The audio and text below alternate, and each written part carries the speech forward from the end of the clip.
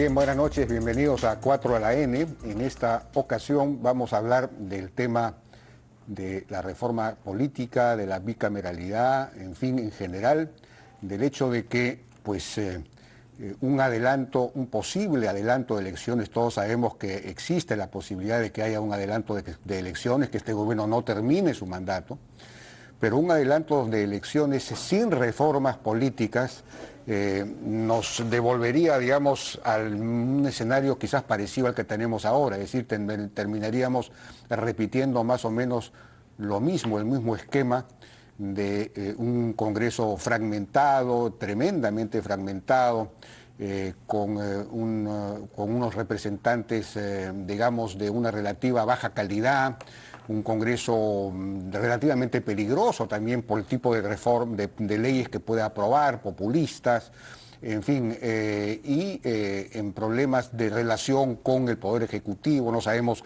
a quién se elegiría como presidente de la República, en fin. Es absolutamente indispensable que haya una reforma política que acompañe, digamos, a un posible adelanto de elecciones para que en el próximo periodo gubernamental no se repita, digamos, el mismo cuadro que tenemos ahora, ¿no? Y uno de los temas fundamentales, una de las reformas fundamentales es, por supuesto, la de la bicameralidad, ¿no? Para tener un Congreso de mejor calidad, que apruebe mejores leyes y que asegure también bancadas pues, más sólidas, más disciplinadas, con mejores representantes. Para conversar acerca de estos temas, en general estamos con Patricia Juárez, que es presidenta de la Comisión de Constitución precisamente en el Congreso. Estamos con Jesús Salazar, que es presidente de la Sociedad Nacional de Industrias, flamante presidente de la Sociedad Nacional de Industrias, y con José Ignacio Beteta, presidente de la Asociación de Contribuyentes del Perú. Bueno, ¿cómo están? ¿Cómo les va? ¿Cómo estás? Y bueno, ese es un poco el tema, ¿no? ¿Qué reformas aprobamos para mejorar la calidad de nuestra democracia en el caso de que se produzca pues un adelanto de elecciones o si no se produce también a futuro, ¿no? Patricia, el tema de la bicameralidad es una reforma absolutamente fundamental. ¿Por qué es importante la bicameralidad? Porque definitivamente necesitamos tener una mejor calidad de leyes, necesitamos tener un mejor Congreso y la posibilidad de que los peruanos podamos estar mejor representados. Creemos que la unicameralidad ya cumplió su tiempo, ya cumplió los fines para los cuales en la Constitución del año 93 se estableció, pero en este momento creo que estamos en otra coyuntura. Es cierto que hace 4 años ha habido un referéndum y es cierto que en algún momento los ciudadanos peruanos se han expresado, pero también es cierto que en este momento estamos en medio de una crisis política y esa crisis política a lo que nos lleva es a buscar soluciones y a tratar de mejorar, por ejemplo, no solo la representación, sino también que tengamos la posibilidad de tener una Cámara reflexiva, que tengamos una Cámara revisora por esencia y que logremos a través de ello una mejor calidad en las leyes que tengamos y que los ciudadanos, por lo menos de cada uno de los lugares del país, se sientan representados en ese Senado. Por supuesto, todos recordamos lo que significó el Senado durante los años pasados y esos grandes debates que se daban en donde había una verdadera reflexión y un debate de ideas muy importante y se ha perdido esto con el paso de los años. Si ocurriera lo que tú has señalado respecto a un adelanto de elecciones que se tenga que dar, tiene que darse necesariamente con una reforma política que implique no solamente el volver a la bicameralidad, el asegurar con esto que haya un control también entre tanto diputados como senadores, y que haya esta mejor calidad de leyes, sino también asegurar que haya una clase política fuerte a través de la reelección que se está proponiendo Y también necesitamos que sea importante la revisión de los distritos electorales, porque hay una gran crisis de subrepresentación, ¿no? No hay, realmente el ciudadano peruano no siente quién es su representante, y creo que parte de ello es el descrédito que en este momento tiene el Congreso en las cifras que son abrumadoras respecto a las encuestas que vemos, ¿no? Respecto a la desaprobación que tiene el Congreso, porque definitivamente el ciudadano no se siente representado. Ahora, en la ley de reforma constitucional no se está planteando los distritos electorales todavía, ¿no? No, esto sería, digamos, un tercer dictamen, un segundo dictamen en realidad, pero un tercer tema dentro de esta reforma política que estamos planteando. Y como no, digamos, significa una modificación a la Constitución, lo estamos trabajando en este momento. Es probable que la próxima semana pudiera estar saliendo ya, o sea, pudiéramos tenerlo ya, porque es un tema importantísimo. Hemos pedido nosotros que las organizaciones de la sociedad civil nos ayuden con este trabajo, que es importante hacerlo. Hemos estado o pretendemos verlo con la ayuda también de la Asociación Civil Transparencia, que nos ha prestado su apoyo para ello, y los constitucionalistas que nos están apoyando, y los organismos del sistema electoral, a los cuales les hemos pedido también obviamente su opinión respecto a este tema. O sea, queremos que sea, así como bicameralidad, que lo hemos trabajado desde marzo, hemos estado en sesiones descentralizadas a nivel nacional.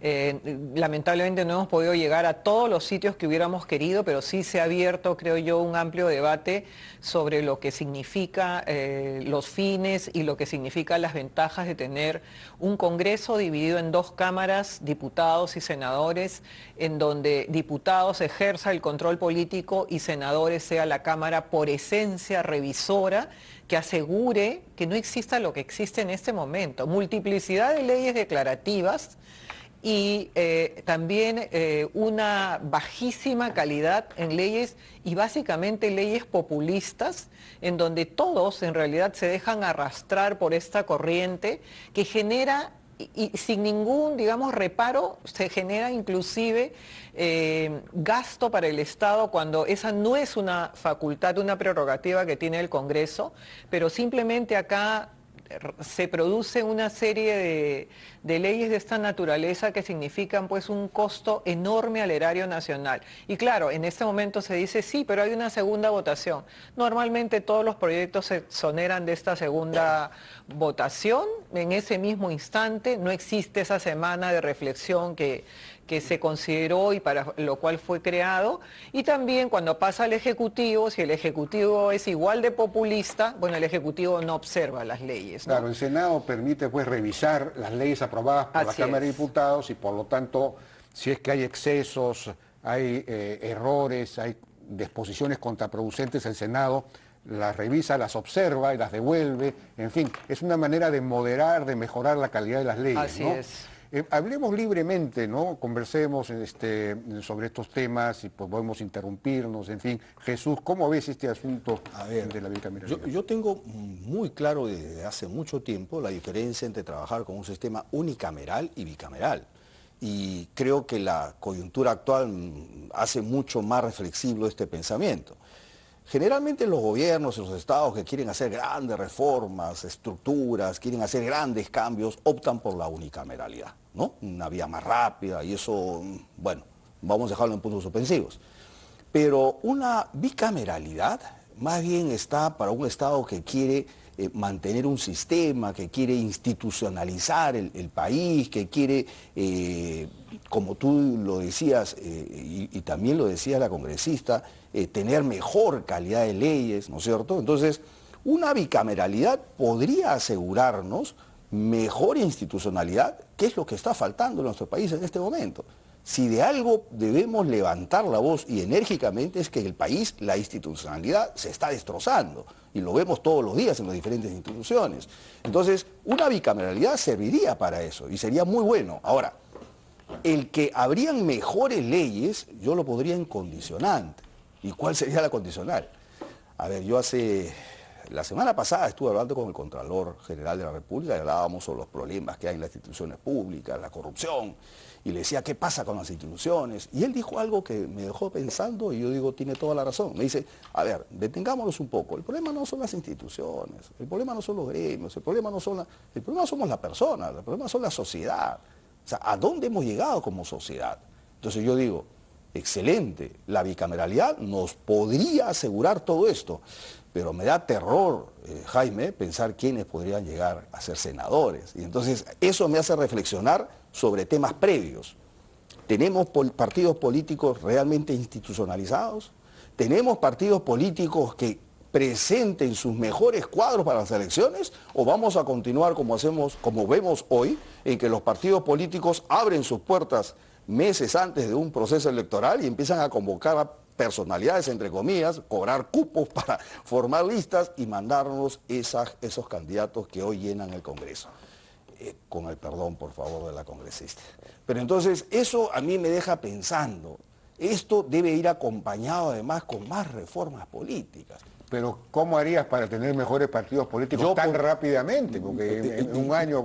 Es correcto, yo sé que es un proceso, así que no vamos a ponerlo y no pongámonos en el tema del quién es primero, el huevo o la gallina. Hay que hacerlo, la bicameralidad sí es importante, ese cambio es muy importante y ayuda mucho al país. Pero no olvidemos el tema de reforzar los partidos políticos. Mira, en Chile, por ejemplo, yo sé que para formar un partido político, las firmas tienen que ser notariadas, por ejemplo. O sea, es una barrera más que se pone, pero aquí en el Perú los partidos políticos se forman por, no sé, te regalo un cuacuá y me das una firma. Algo así es, y se llenan los mercados, ¿no es cierto?, recolectando firmas. Esos procesos tienen que cambiar. El político peruano tiene que dedicarse a formar una carrera, eso debe ser profesionalizado. Y está mal, y fue un gran error, el haber suspendido el tema de la reelección. Hoy lo vemos y estamos pagando las consecuencias. Cuando hay una elección regional y ahora va a haber, ¿qué va a pasar cuando todos los presidentes regionales y alcaldes nuevos ingresan a la vez a un aparato gigantesco como el Estado? ¿Se detiene el Estado, Jaime? ¿Se detiene el Estado? Necesitamos profesionalizar a los políticos. Y los encargados son los partidos políticos. Yo recuerdo en mi etapa de juventud escuchar y ver cómo los partidos políticos tenían escuelas de líderes políticos, por ejemplo. Excelente, ¿no? Hoy ya no existe eso. En los colegios nos hablaban de Constitución. Yo tuve que aprenderme la Constitución para pasar el curso de educación cívica. Hoy no se habla de eso. Entonces nos hemos olvidado de la parte de la sociedad y de formar conciencia y cultura política. Lo demás podrá quedar como una excelente y bonita reforma, pero si nos olvidamos de esa parte, Jaime, yo por eso lo pondría en condicional, ¿no? Los partidos políticos, ¿qué diría José Ignacio? ¿Cómo podemos mejorar, digamos, la calidad de candidatos que propongan los partidos políticos en una elección relativamente cercana, si es que se produce? Bueno, yo voy a dar un pasito más atrás primero, y es que hay una corriente ahorita muy fuerte de que se vayan todos, ¿no? Sí. E incluso la corriente que se vayan todos plantea que se vayan también los partidos políticos, ¿no? Entonces lo primero que debo decir es que hay que aceptar a nuestra gente, ¿no? Es decir, el Congreso de la República es un espejo de la gente, es un espejo del pueblo. Por eso es que su desaprobación es tan alta, ¿no? Porque uno cuando se mira al espejo, ¿qué cosa se ve? ¿No? Se ve los granos, ¿no? Se ven las canas, se ve la pelada. El Congreso es eso. Entonces lo que ha venido pasando últimamente, Jaime y amigos aquí presentes, es que tú tienes un presidente, hace años, 10, 15 años, que gana mucha popularidad porque tiene todo el presupuesto, es una entidad vertical, ¿no es cierto?, capitaliza la comunicación, consultorías, etcétera, mientras que tienes un Congreso en donde está todo el Perú mezclado, 11 bancadas, 130 individuos, de los cuales uno tiene una fábrica de facturas, el otro se va a la playa, dice lamentablemente tenía que trabajar. Entonces, la gente ve eso. Y los partidos políticos que están ahí, muchos de ellos tienen cosas buenas, cosas no tan buenas. Lo primero que tenemos que hacer es aceptar lo que tenemos, porque es por lo que votamos y es lo que nos representa. Entonces, creo que esta pregunta de cómo hacemos para que los partidos políticos mejoren, hay que dar un pasito atrás. O sea, ¿cómo hacemos nosotros los ciudadanos para participar en política, que obviamente abres la boca y no te metes en la boca del lobo, ¿no es cierto? O sea, no pisas el barro con las botas, número uno. Y número dos es, el Congreso es el reflejo de lo que tú eres. Por eso que la gente lo desaprueba tanto. Entonces, eso es una primera introducción al tema, porque creo que hay que dejar de seguir esta ola y esta corriente de sí, los políticos, sí, evidentemente los políticos para un liberal, además como yo, pues son el gran problema pues, ¿no? de la sociedad. Muchas veces uno dice, no, el Estado y los políticos, ahí está la culpa de todo, claro. Pero no es muy estratégico en este momento pegarle tanto a lo que tenemos porque, claro, hay grupos que tienen una intencionalidad y es que se vayan todos para ellos entrar. También es cierto que las clases, digamos, las clases dirigentes han abandonado la política. Exactamente, claro. Las personas de mucha capacidad no se inscriben ya en los partidos. Antes los partidos tenían gente de mayor nivel. Totalmente. O sea que se ha producido una deserción de la política, ¿no? Si me permites, y tú has dicho que interrumpa, ¿eh? O sea, si me permite, Jaime. Ese es uno de los gravísimos problemas de nuestra sociedad. Y yo voy a hacer una autocrítica. ¿Qué pasó con los gremios empresariales?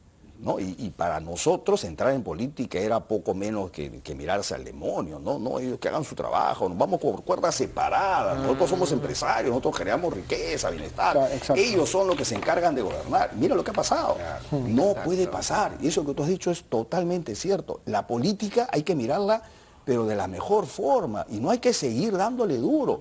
Cuando tú dijiste, José Ignacio, el tema de que se vayan todos, yo cada vez que escucho esa palabra se me paran los pelos. No podemos estar hablando de que se vayan todos como una expresión de que todo está mal y todos son malos y yo soy el bueno. Todos hemos cometido errores.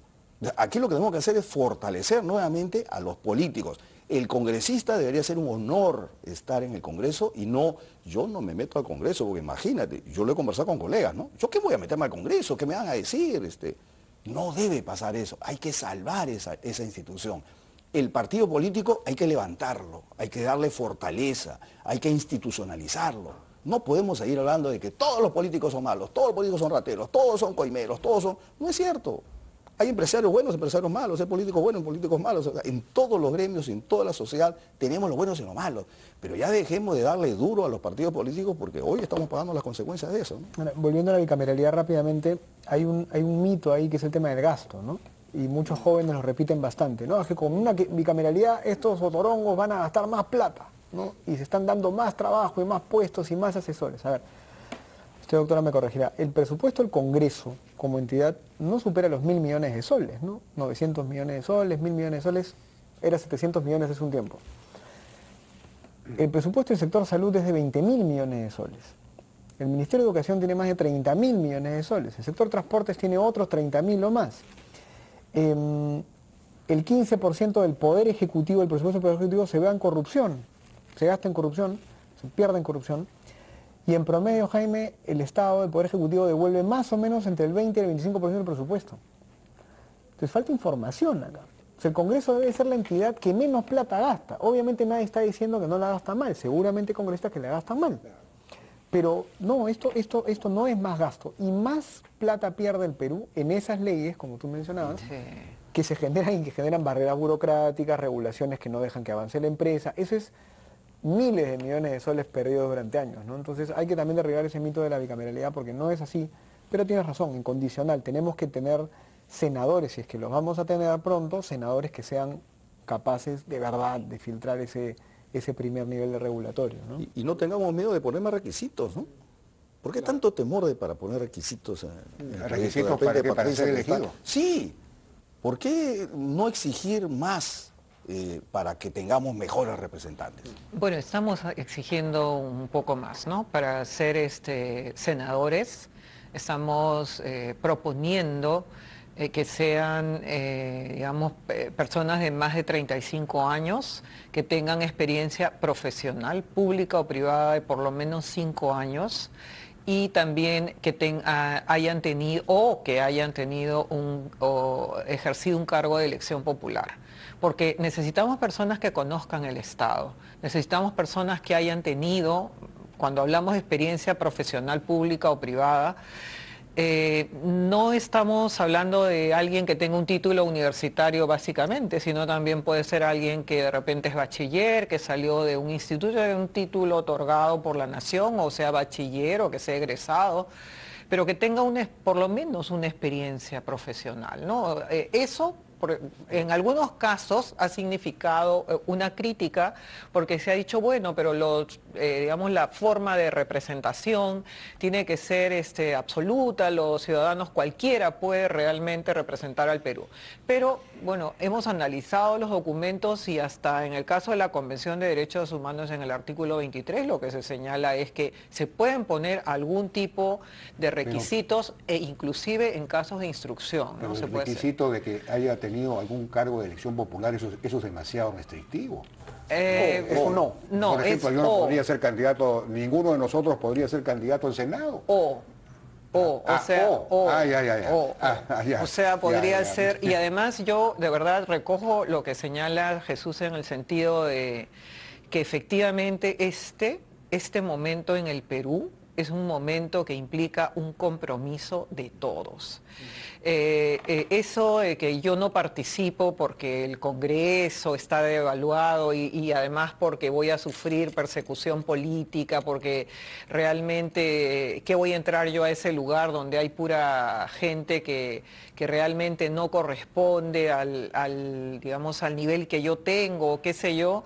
Eso realmente le ha hecho mucho daño al país. Yo cuando hemos estado en los diferentes lugares, realmente he comprometido a los académicos, a los empresarios, a los ciudadanos, a los maestros universitarios, a aquellas personas realmente que quieren a su país, que realmente tienen en este momento de tanta crisis en nuestro país, en donde necesitamos hacer cambios profundos, en donde necesitamos volver a pensar como país, volver a comprometernos efectivamente a través de ese tipo de educación que nosotros de repente en su momento hemos recibido y que ahora los jóvenes no tienen. Digamos, no les llegan. Creo que debemos de repensar que este es un momento en donde creo que los mejores ciudadanos tienen que ir a política y los partidos políticos, bueno, definitivamente también tienen en este momento la obligación realmente histórica de presentar a los mejores cuadros al Senado y al... Tenemos que ir a una pausa, me están pidiendo, y regresamos con el tema de los partidos políticos justamente. Gracias.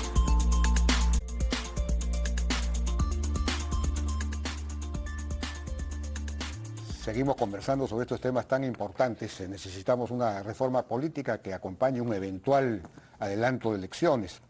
Y hemos estado hablando de la importancia de la bicameralidad, pero Jesús Salazar planteó la necesidad también de, digamos, mejorar, reformar los partidos políticos para que estos puedan llevar a mejores candidatos, digamos, para subir el nivel de la política en el Perú. Al respecto, hay una propuesta, hay una iniciativa ciudadana llamada La Propuesta, liderada por una chica muy joven de 26 años, que está postulando, proponiendo, valga la redundancia, no solamente digamos, el adelanto de elecciones, es decir, reunir 250.000 firmas para proponer, llevar al Congreso una propuesta adelanto de elecciones, sino además que se incluya como reforma constitucional la ley de las elecciones primarias, abiertas, simultáneas y obligatorias, las llamadas PASO, ¿no? Que están en una ley, pero ella quiere, digamos, esta iniciativa quiere ponerlas a nivel de constitución, con la idea, dicen, precisamente de mejorar la democracia interna en los partidos, para que los partidos propongan gente, para que la ciudadanía participe en la designación de los candidatos y mejorar de esa manera, digamos, el nivel o la calidad de los candidatos al Congreso o a cualquier puesto público, ¿no? De elección pública. Lo que se trataría es de que, digamos, un poco el presupuesto de eso es que los partidos son algo así como vientres de alquiler en realidad, en donde digamos, son partidos personalistas, en donde el dueño del partido, en buena cuenta, vende las candidaturas, ¿no? Es un mercado de compraventa de candidaturas, entonces, ¿cuánto pagas tú para ser candidato al Congreso o para ser candidato a alcalde o lo que fuese? Entonces, para evitar eso se está planteando esto de las elecciones primarias abiertas y obligatorias. Pero claro, de todos modos, el partido tiene que llevar una lista o tiene que llevar listas a esas elecciones. Y para confeccionar esas listas, igual ahí se puede producir ese mercado de compraventa. O sea que no sé si esa propuesta arregla el tema o no lo arregla. No sé qué opinan ustedes de esta propuesta o qué hacer para que los partidos mejoren, digamos, su capacidad de atraer a buena gente, ¿no? Yo, por ejemplo, había la propuesta de Carlos Meléndez de think tanks por impuestos, es decir, centros de investigación en los partidos, así como hay obras por impuestos, que las empresas puedan destinar parte de su impuesto a la renta a financiar think tanks o centros de investigación en los partidos políticos. De esa manera los partidos adquirirían otro nivel, pues serían capaces de proponer planes de desarrollo, hacer diagnósticos de la realidad, atraerían ahí sí a gente de mucho más calidad, digamos, interesada en participar en eso, en fin. Esa es otra salida, pero no está planteada, ¿no? No sé qué opinan ustedes de esto. Yo me pregunto, yo haría una pregunta, o sea, como para buscar una respuesta más clara. En los años 80, 90, no se escuchaba tanto, yo por lo menos no escuchaba el tema de la compra de las candidaturas, que las listas se arreglaban por puestos, el número 1 costaba tanto, el 2 tanto. Eran elecciones entre los partidarios, los militantes partidarios, que se inscribían en un padrón y tenían congresos. Y claro, esos congresos eran pugnas que eran hasta televisadas algunas veces. Pero eran pugnas internas, competían y salía una lista. Hoy ya no hay eso, amigos. Lo que ahora hay es esos títulos de partidos, porque hay que llamarlos así, son solamente nombres, clichés de partidos que convocan a algunas personas con algunos cupos establecidos para armar la lista. Entonces, por ahí viene un poco el tema. ¿Qué pasa si ahorita hay una elección primaria tal y como está contemplado? Que creo que ahora participan absolutamente todos, no solamente los inscritos en el partido. Sí. Cualquiera puede ir a votar. Entonces, yo quiero que tu partido salga mal, voy yo y voto por el peor de tu partido. ¿Estoy colaborando con la democracia? O sea, yo me cuestionaría eso. Yo creo que deberíamos, nuevamente, voy a insistir en esto, necesitamos trabajar una ley específica de reforma de partidos políticos. Creo que por ahí está la solución. Hay que institucionalizarla. Deben ser militantes quienes salgan, voten y fortalezcan su institución. Y los partidos deben obedecer a ideologías claras, predictibles, que todos conozcamos. No esos nombres de cliché que nadie sabe a quién representan, ni qué ideología representa y a dónde caminamos. Ahora estamos llenos de eso. Antes tú sabías si votabas por un partido, que sabías que era socialdemócrata, socialcristiano, comunista, socialista, liberal. Habían tendencias claras, hoy no las hay. Hay que recuperar esa etapa del partido político y del profesionalismo en la política, ¿no?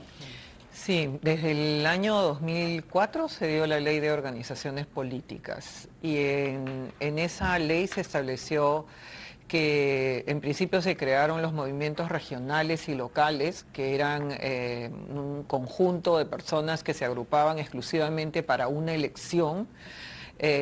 Inclusive al inicio ni siquiera rendían cuentas, ni siquiera había la gerencia de supervisión de fondos partidarios de la OMPE que podía ver de dónde o supervisar de dónde tenían ellos el financiamiento.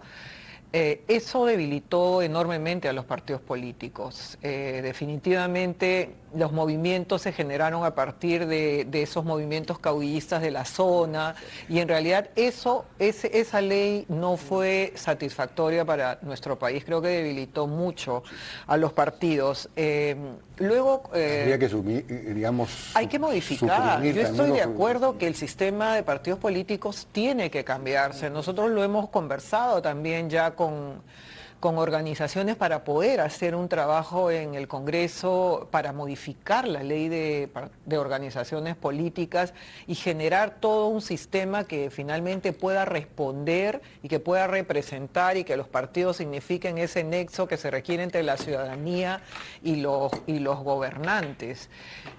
Luego después, digamos, han pasado los años, hemos visto que esto no ha respondido, los movimientos regionales regionales se han fortalecido al interior del país y han desplazado a los partidos políticos, los movimientos, digamos, que también se forman para las municipalidades, ¿no? Entonces, yo creo que, por ejemplo, en el caso de las primarias, que son realmente es un modelo que se ha dado en Argentina y que en Argentina inclusive lo que hemos visto es que son modelos que no han funcionado, son modelos fracasados, pero que en algún momento se trae y se dice, bueno, esto puede solucionar como un hecho o como un acto aislado el problema de los partidos políticos.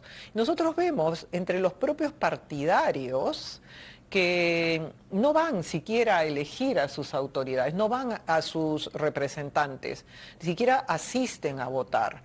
La última vez cuando se quiso implementar para las elecciones regionales y municipales, en el propio sistema electoral, tanto Jurado, OMPE y RENIEC emitieron un comunicado señalando que no tenían la posibilidad de implementar estas PASO para poder ser aplicadas a esta siguiente elección, porque es complejo, digamos, costoso, significa una elección que movilizas a todos los ciudadanos que efectivamente no saben ni a quién van a votar.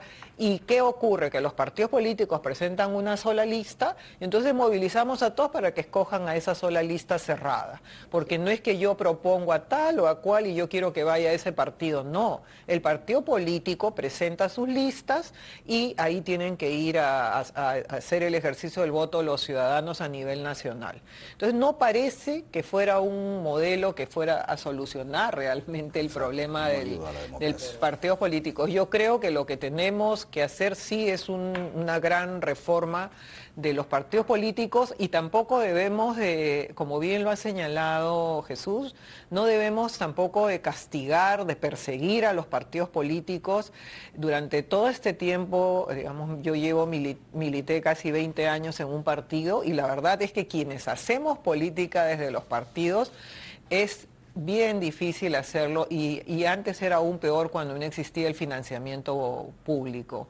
Ahora digamos que algunos partidos están haciendo lo necesario para que hayan estos centros de innovación, escuelas de formación política, algunos partidos lo tenemos, y bueno, y esto en alguna medida está llamando a valores jóvenes que están apareciendo en política y que están siendo formados. Nosotros en Fuerza Popular, por ejemplo, tenemos a congresistas jóvenes como Rosángela Barbarán, como Eduardo Castillo, como Vivian Olivos, que han salido de ser formados en el partido. La Escuela Naranja. Y son extraordinarios congresistas, ¿no? Ahora, entonces creo que eso es lo que se tiene que hacer, ¿no? Mi comentario lo haría en dos partes. El primero es otra vez el tema de la plata. Así como la bicameralidad tenía sus mitos con respecto al dinero y al gasto y al presupuesto en cuanto a bicameralidad, 2 cámaras, el tema de los partidos políticos nos olvidamos que ese es un quicio demasiado importante. Las reformas políticas electorales para partidos más progresistas siempre tratan de regular sin incentivar, ¿no? Entonces quieren que las elecciones sean internas, transparentes, abiertas, públicas a la misma hora, en el mismo segundo, ¿no? Entonces quieren poner un montón de regulaciones ¿no? Sin embargo, los partidos no tienen plata. Para tú tener más capilaridad, o sea, para tú llegar a una región y hacer que tu partido sea fuerte, necesitas plata. Pero el financiamiento público, si bien ha mejorado, no es suficiente. Y el financiamiento privado es castigado de saque, porque tiene muchos topes o tiene muchos problemas. Entonces, o sea, prohibido que las empresas donen a los partidos, lo que es absurdo. Lo que es absurdo. Entonces, si no resuelves el tema del presupuesto de los partidos, sí, ¿cierto? Nada de lo demás, la institucionalidad interna, la doctrina, los vínculos, y todo eso no sirve para nada. Y soy muy categórico en eso. O sea, yo he escuchado muchos especialistas en esto hablar de sí, que mira, la forma en que se eligen a los invitados. Sí. Si no tienes plata para hacer eso, va a poner la plata a alguien. Porque esa es la ley de los gases, el que no está y se llena el vacío. Entonces, el narcotraficante. El narcotraficante o el caudillo o el mafioso. Y eso es lo que está ocurriendo hoy día, digamos, en varios partidos políticos, no en todos, pero evidentemente pasa. Entonces hay un punto ahí con el presupuesto. Yo creo que en el presupuesto de los partidos debe ser abierto y transparente. Lo que pasa es que, como decía hace ya 100 años, literalmente Víctor Andrés Belaunde, el peruano es esclavo de su imagen, es esteticista. O sea, no se va a mandar por algo si es que eso puede repercutir mal en su imagen. Y ahí hay un problema grave porque entonces No van a poder. Es un primer punto. Y el segundo, hablando de la propuesta, Jaime, la propuesta es un movimiento que viene del Partido Morado. Bueno, pero no importa de dónde venga, lo que hay que analizar es la sí, Es que ahí viene justamente el tema, es que justamente son un partido político. Lo que hay que analizar es el mérito de la propuesta. Yo No voy importa a eso, es que escúchame, es que voy a eso. No han querido decir, fíjate qué devaluado está el mismo esquema de ser partido político. ¿Entiendes? Que ni el mismo Rodolfo, de quien tengo una muy buena opinión, y muchos partidarios morados han querido decir, esta es una propuesta del Partido Morado. ¿Por qué es una propuesta del Partido Morado? O sea, Natalia, que es la chica que está de vocera, es la única que no es del Partido Morado porque tiene una página en Instagram que además es de izquierda, ¿no? Y totalmente de izquierda, y a ella la han puesto como vocera de algo, y Daniel Olivares, y con su agencia de comunicación, está ayudándola a que consiga entrevistas en los mejores canales, pero es el Partido Morado. Entonces yo lo que digo es, si hasta que no transparentemos de nuevo lo que hacemos, qué pensamos, quiénes somos, etcétera, etcétera, ¿no? Y tengamos la capacidad de hablarlo con fuerza y con claridad, el ciudadano ve eso. Yo soy padre de familia. Cuando tu hijo te ve que estás como que no dice la verdad, que estás así medio ambiguo, que te estás haciendo loco, tu hijo se da cuenta y dice, papá, ya pues déjate vainas, ¿me? El ciudadano es igualito. Cuando ve que los políticos no son transparentes, que los partidos no dan la cara y que las propuestas son así medio mañosas, dice, no, por esto no voy a votar, no voy a confiar, etcétera, etcétera. Entonces, esto de la propuesta, evidentemente el mérito que tiene es que agarra el sentir popular, lo canaliza y tiene muchas ideas que pueden ser discutibles, pero son buenas.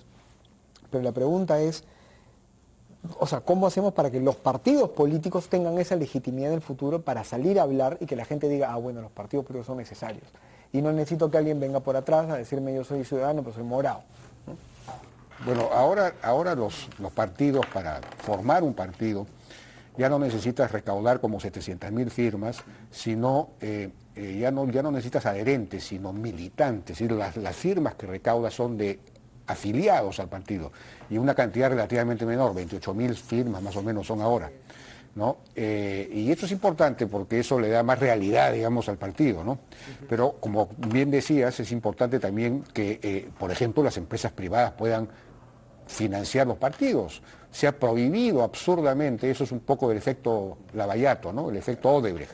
Entonces, como Odebrecht le dio plata a varios partidos, sí, entonces hay que prohibir, entonces hemos pasado de un extremo al otro. Entonces hay que volver a hacer posible que una empresa pueda financiar hasta un tope, digamos, y de manera transparente, o de repente a un fondo indicando a la empresa a qué tipo de ideas quiere financiar y ese fondo distribuye, por ejemplo, ¿no? O, como decía antes, think tanks por impuestos, es decir, que parte de los impuestos tú puedas destinarlo a financiar un think tank en un partido. Entonces, convertir a los partidos, pues, efectivamente, en entidades con más recursos y con más capacidad de estudio y propuesta, ¿no? Correcto, pero devolvamos ¿qué más podemos hacer con los partidos? ¿No? O sea, la dignidad a un partido político, eso de que yo no quiero hablar de partido, yo no quiero decir que soy político porque van a decir, tú eres corrupto, tú eres... Entonces, todo el mundo que tiene alguna aspiración política o ganas de hacer algo por el país tiene que reprimirse. Porque el decir en el Perú, quiero entrar a la política para hacer algo, uy, ¿qué estás buscando? ¿Qué interés tienes? ¿No? Seguro que estás pensando en robar algo. O sea, eso tenemos que cambiar, Jaime. La sociedad tiene que entender que la política debe ser un sitial privilegiado para los ciudadanos que tienen un pensamiento de mejora para su país y que dedican horas de su esfuerzo, su tiempo, para salvar y mejorar al país. Eso tenemos que decirlo, el político no debe avergonzarse de ser político, pero para eso hay que hacer una carrera política nuevamente. Hay que volver a la militancia política, estoy de acuerdo. El militante se inscribe porque cree en una idea y se apasiona con la idea y da su tiempo y se forma y empieza a escalar dentro del partido y empieza a ser secretario de organización, secretario general, delegado y va subiendo de puestos hasta que llega a ser candidato de su partido. Antes era así. Ahora ya no. Pero que también es que los tiempos han cambiado también, ¿no? Digamos, antes no existían las redes sociales, no existía, que la televisión tenía menos importancia, la radio, entonces los partidos eran intermediarios entre la sociedad y, digamos, el Congreso, el gobierno, el Estado. Ahora cada uno es dueño, cada uno, digamos, participa directamente en relación con el Estado, ¿no? Es decir, a través de las redes. Los partidos han perdido capacidad de intermediación, ¿no? Cada ciudadano es libre y es su propio partido, por decirlo así. Entonces, es más difícil tener partidos tradicionales, orgánicos, ideológicos, disciplinados, con militantes. Ya no es tan fácil, ¿no? Entonces, pero sí se puede hacer, claro. realmente se puede y se debe hacer el trabajo de fortalecer a los partidos políticos, ¿ah? Yo sí creo que se debe, nosotros, digamos, perdonen que hable en primera persona y como el partido, como Fuerza Popular, pero, por ejemplo, nosotros hemos comenzado 24 congresistas y seguimos 24, porque tenemos reuniones de bancada, de coordinación, discutimos dentro de la bancada, por supuesto, hay cosas discrepamos, nos equivocamos, sí, efectivamente, pero permanecemos como un grupo político, digamos, unido, que tiene digamos, todos pensamos al menos en aspectos generales de manera igual, ¿no? No discrepamos. En temas de principios, por supuesto, podemos discrepar respecto a temas en cuanto a la votación, pero yo creo que sí se puede hacer una... Pero tienen un líder, una medida interesante en el proyecto de reforma constitucional de la bicameralidad, es que se establece que los candidatos a la presidencia Exacto. pueden postular al Congreso. Sí, eso es muy importante, porque entonces el líder del partido, el candidato presidencial, está en el Congreso y dirige su bancada. Exacto. Y por lo tanto mantiene la disciplina y la unidad de la Y no bancada. solamente eso. Ese es bien Claro, importante. sino que se hace responsable también, porque es importante. O sea, el líder político postula a la presidencia, no gana y luego se va tranquilo, feliz, se va fuera del país y luego regresa a la siguiente elección. A tomar cuenta de qué cosas hicieron. Tiene que estar acá y tiene que hacerse responsable también de sus opiniones, responsable de las cosas de la bancada que puso. Claro, Así. le da más nivel político al Congreso. En el Exacto. Congreso están todos los líderes. Los líderes Entonces el políticos. Congreso se convierte en un foro de discusión y de concertación importante. Bueno, me están pidiendo pausa.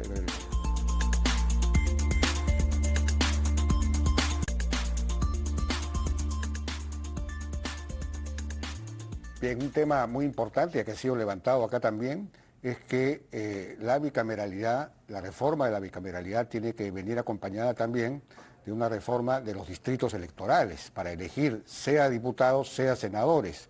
Para el caso de diputados existe más o menos el consenso, aunque no sé cuán avanzado está este consenso, para ir a distritos electorales pequeños, uninominales o binominales, digamos, donde uno elige a un congresista que es mi representante, con el cual yo me puedo relacionar, puedo establecer una comunicación. Eso entonces enraiza la democracia, le da más realidad y el elector, el ciudadano puede fiscalizar a su congresista, etcétera, ¿no? Y mantener una relación con él. De otro lado, permite que el elector pueda elegir mejor, porque habría muchos menos candidatos, porque si hay, digamos, hay 8 partidos, digamos, y los distritos son uninominales, solo hay 8 candidatos, yo elijo entre 8, entonces puedo elegir mejor, puedo averiguar mejor los antecedentes de cada uno de los candidatos y entonces escoger por quién voto. Entonces eso mejoraría la representación, definitivamente. Y en el Senado quizás se habla de distrito único nacional o de 4 distritos macro regionales, digamos. Eso permitiría recuperar quizás a la élite profesional, académica, digamos, del país que ha desertado la política, ¿no? Entonces es interesante esto, pero no sé qué se está planteando, no sé cómo ven ustedes el asunto. Es el siguiente debate que viene después de bicameralidad, o por lo menos en paralelo, pero hay que verlo, porque lo que hemos conversado algunas veces es eso, ¿no? Si tú tienes ahora ya no 130 congresistas, sino 190, ¿no?, parlamentarios entre diputados y senadores, de todas maneras tienes que justificar esa decisión de aumento de representación con una representación más adecuada y aterrizada. Y por ejemplo, nadie habla de Lima, ¿no? O sea, Lima es una bolsa enorme donde está el 30% de la población, si no es un poquito menos o más, y no sabe quién representa a quién. Así es. ¿No? O sea, el congresista que vive en el distrito 1 se va a hacer campaña en el distrito 14, ¿no? Y entonces tú dices, pero ¿tú de dónde eres, no? Y en Lima no solamente hay distritos metropolitanos pudientes, que son los menos, sino tienes una gran población periurbana con muchísimas necesidades en las zonas más alejadas del centro, digamos, o más cercanas también al centro. Entonces creo que sí, definitivamente es un tema muy importante. Y lo segundo, que sí podría ser todavía trabajado un poco más, doctor, en la propuesta de bicameralidad y en la propuesta de distritos electorales, etcétera, es la necesidad que tiene el ciudadano, o la capacidad que tiene el ciudadano de fiscalizar de manera más directa, ¿no? ¿Qué está pasando ahora en la realidad? En la realidad, más allá de si tú sabes cuál es tu congresista o no, el congresista te da cita cuando quiere, si es que puede y de la manera en que cree conveniente, ¿no? Entonces tú, por ejemplo, han habido muchas veces en los cuales los gremios y grupos de MIPYMES, etcétera, tienen necesidades urgentes, ¿no? Y seas de cualquier partido político y seas congresista, llegar a ese nivel de representación es dificilísimo. O sea, los cuerpos intermedios, los intermediarios entre un ciudadano y un congresista, siguen siendo, hay muchísimo espacio. Claro, tienes razón, la posibilidad de distritos uninominales es muy buena, pero si no generas otros incentivos literalmente en el manual de funciones del congresista, el congresista se la puede igual pasar viajando por ahí o sentado dando vueltas sin hacer nada, ¿no? Y que además, que es lo que ha pasado muchas veces, de los 130 congresistas tienes 20 o 30 que hacen algo y los otros 100 no saben ni quiénes son. ¿Eso cómo se resuelve, doctora? Un gran reto. Bueno, es cierto, nosotros en este momento, por ejemplo, con 130 congresistas, cada uno de nosotros representa más o menos a 250.000 peruanos, ¿no? O sea, hay una crisis definitivamente. No ocurre en otros lugares en donde más o menos pues están representando 250, claro. ¿no? 100.000, ¿no? No, pero en Estados Unidos un congresista representa como a 700.000, ¿ah?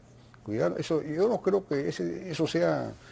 Si tú tienes un representante de 250.000 personas, es distinto a ser un representante de 10 millones de personas, como es ahora en Lima. En Lima. Entonces, en realidad, al tener distritos más pequeños, definitivamente Sí. estás mejorando la relación. Uno de los retos efectivamente es continuar con esta reforma de los distritos.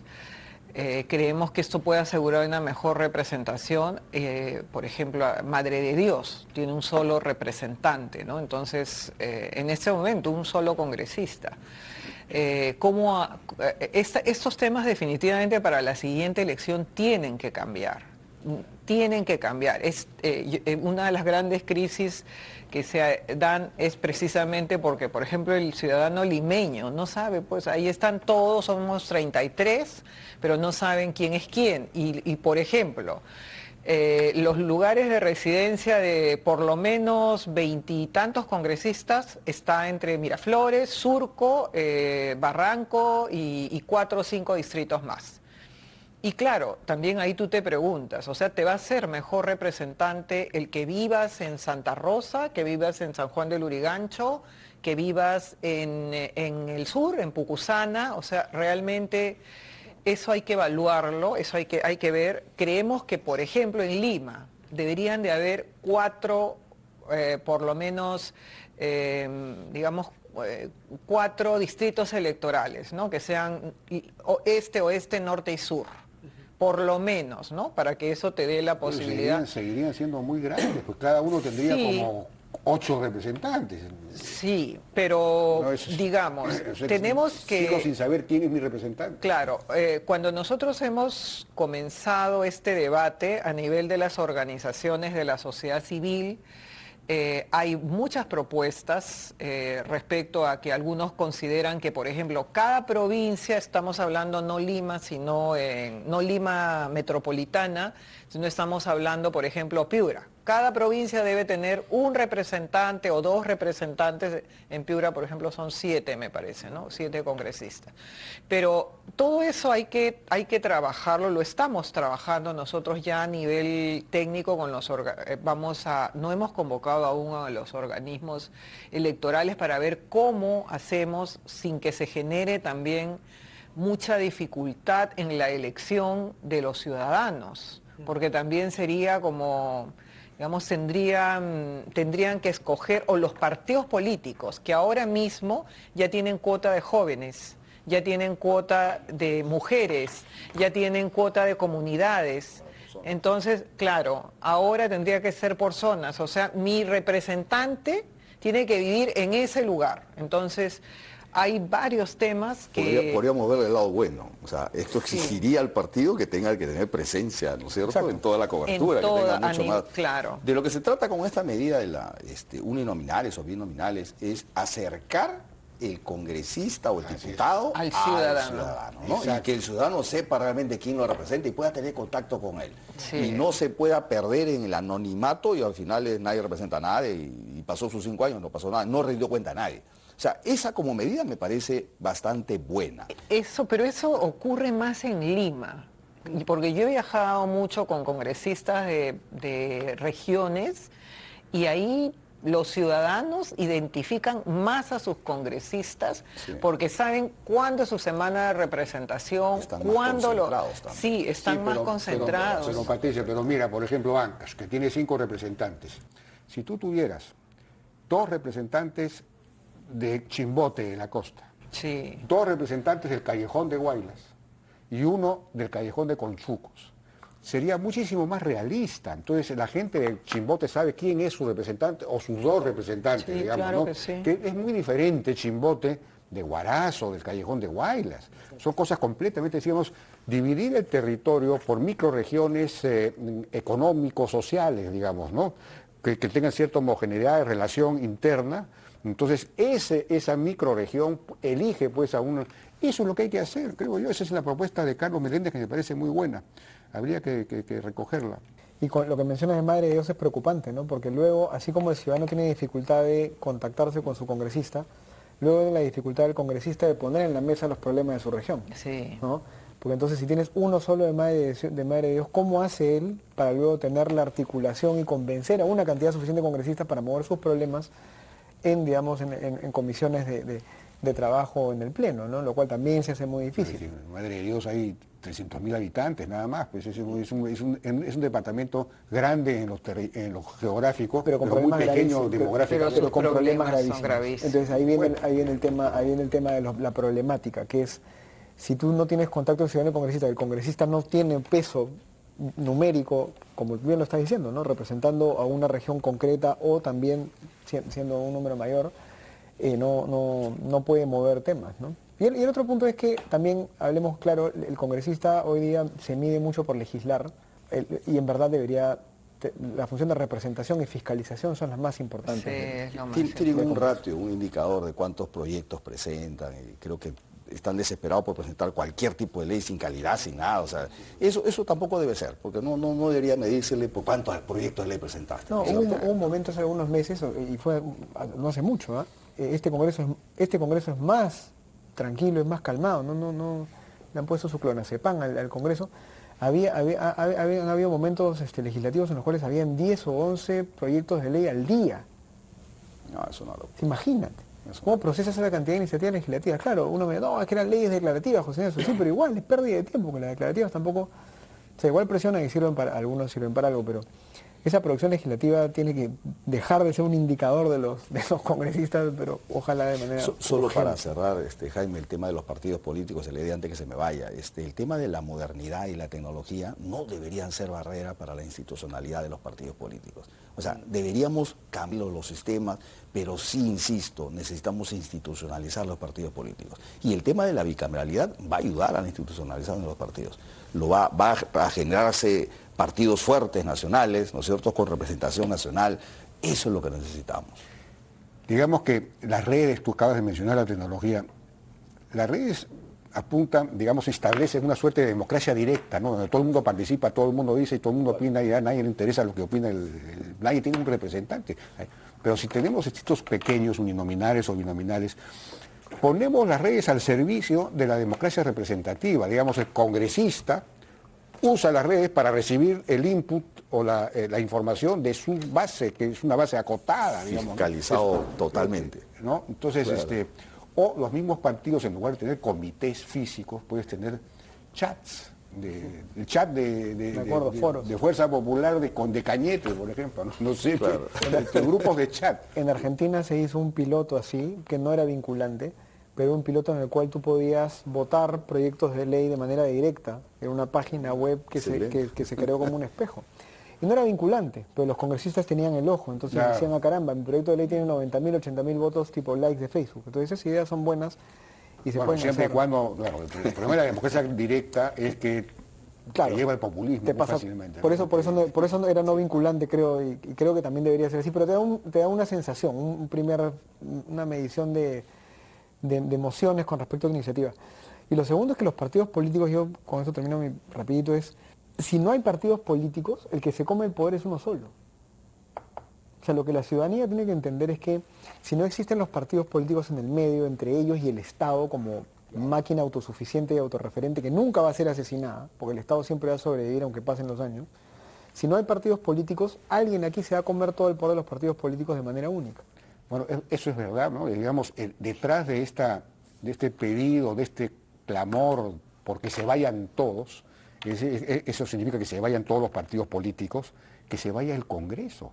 Lo que estás pidiendo es que haya un líder fuerte, autoritario, que asuma todo el poder y gobierne. Sí. O estás creando las condiciones para un populista radical que insurja contra todos los partidos políticos, contra el Congreso y también concentre el poder, ¿no? Entonces, es bien peligroso la anarquía, es bien ¿no? peligroso, o sea, ese tema, ¿no? No, y además hay mucho incentivo, ¿no? Porque tú ves personas que opinan usualmente en las redes sociales que dicen, presidente, ¿por qué usted no toma ya la iniciativa de una vez? ¿No tiene usted el coraje? Que se vayan todos, Claro, son claro, no deben estar ahí, ¿no? Y la verdad es que también hay mucha gente que en ese momento que en su momento celebró el cierre del Congreso con Vizcarra y que en este momento se han dado cuenta que eso fue realmente un gran atentado a la institucionalidad, ¿no? Creo que cuando nosotros precisamos lo que fue cuestión de confianza, tuvimos el cuidado necesario para decir, mira, no existe más una denegatoria fáctica, ¿no? Nunca más alguien va a venir y decir, yo interpreto que tú, Congreso, no me quisiste aprobar la cuestión de confianza y te cierro por cualquier cosa. Eso es nefasto. Hoy bueno, Bueno, Ibas a mencionar el bebito Fifiu, ¿no es cierto? No, Eso no. le quería al doctor usted. Iba a decir, hoy día se ha aprobado el Código Procesal Constitucional. No he malogrado tu... Bueno, y en realidad ya estamos terminando, ya hemos llegado al final del programa. El Congreso, los congresos tienen, simplemente ya para terminar, digamos, una asimetría con el Ejecutivo, ¿no? Porque, digamos, las cámaras de televisión tienen los reflectores encima siempre, ¿no? La gente ve los debates, entonces descubre todos los defectos, todos los excesos, los vicios que hay ahí, ¿no? Pero no hay reflectores sobre el Consejo de Ministros, sobre lo que ocurre dentro de los ministerios. Siempre entonces, lo hemos claro, hecho, el sí. Ejecutivo puede pasar piola, pero el Congreso sí está siempre bajo la mirada Expuesto, y sí. el examen público, ¿no? Eso es un problema para, digamos, desde el punto de vista de que efectivamente el Congreso tiende a ser pues menos valorado por esa razón. En fin, bueno, muchísimas gracias por su participación. Muchas gracias. En 4 AM, con todo nos despedimos por esta ocasión.